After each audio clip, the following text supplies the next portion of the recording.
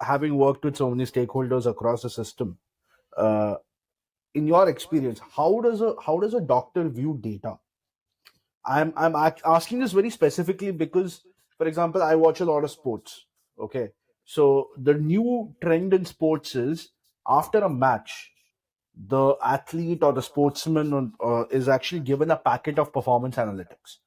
Okay, so post match they'll see how much they ran, what was their heart rate, etc., etc. They have their entire stats. So when the game was at a certain pitch, what was their heart rate at that, and then when they are not running very fast and the game is in their control, or they have 80-90% possession of the ball, how was their formation, etc., etc., in the context of the team, in the context of their individual performance, etc. So there's data within data, there's stats within stats. So they get to analyze their performance at a very deep level. So how do you visualize a future where doctors have access to that kind of data? And when they have access to that kind of data, how will they interact with it? Is a question I have. Right. So healthcare is very different. I believe the person delivering food to your doorstep has more analytics around his actions than a doctor in any of the reputed hospitals in our country. And that's really a sad reality. So there are two sides. Unfortunately,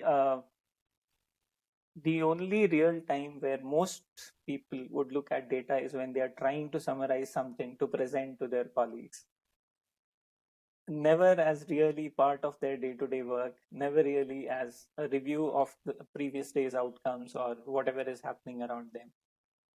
So we've built a healthcare model which I should maybe speak a little about how aviation changed. So aviation at one point in time used to be led by superheroes, and those superheroes could never make mistakes. These were the pilots, the big bosses in the room. And then we had terrible crashes. Fortunately, in healthcare, fortunately, in aviation, they did a very, very good job at reviewing what went good and what did not go good. And I believe they call it cockpit resource management today. One of the lessons they learned is that everybody can make mistake. Everybody has a role to play to get good outcomes. Let me just ask, so when you think of a good hospital, do you think about the nurses?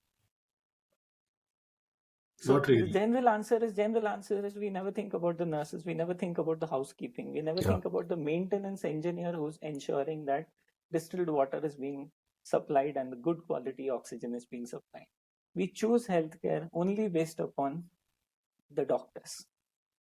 This model makes the doctor a superhuman beyond review and a person who cannot be sort of participating in things like review of actions. And of course, the other reality is that our doctors are extremely busy. They're overloaded with work. One of the difference that I see between West and in India is that there is more silent time available for the doctors where they have to think and produce scientific output. Here it's all about clinic to clinic, clinic to clinic, and there's no real time for review either.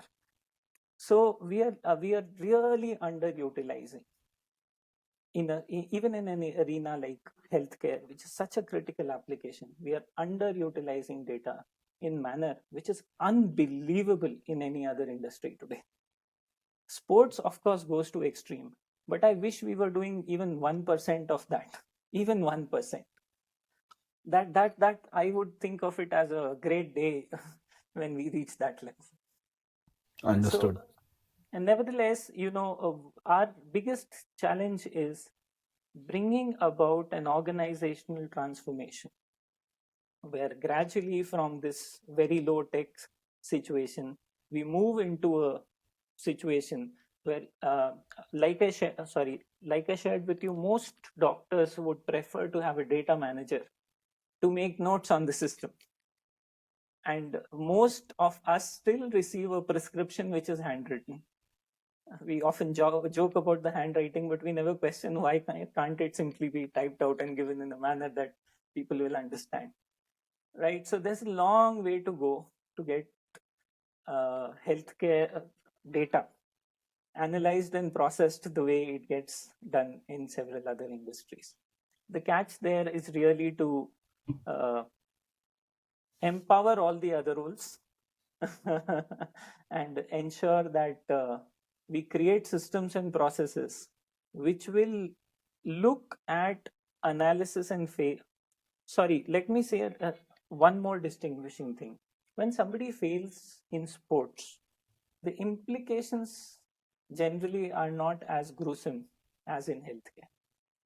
When somebody fails to deliver a parcel, the implications of that are not as bad as when you goof up in a clinical setup.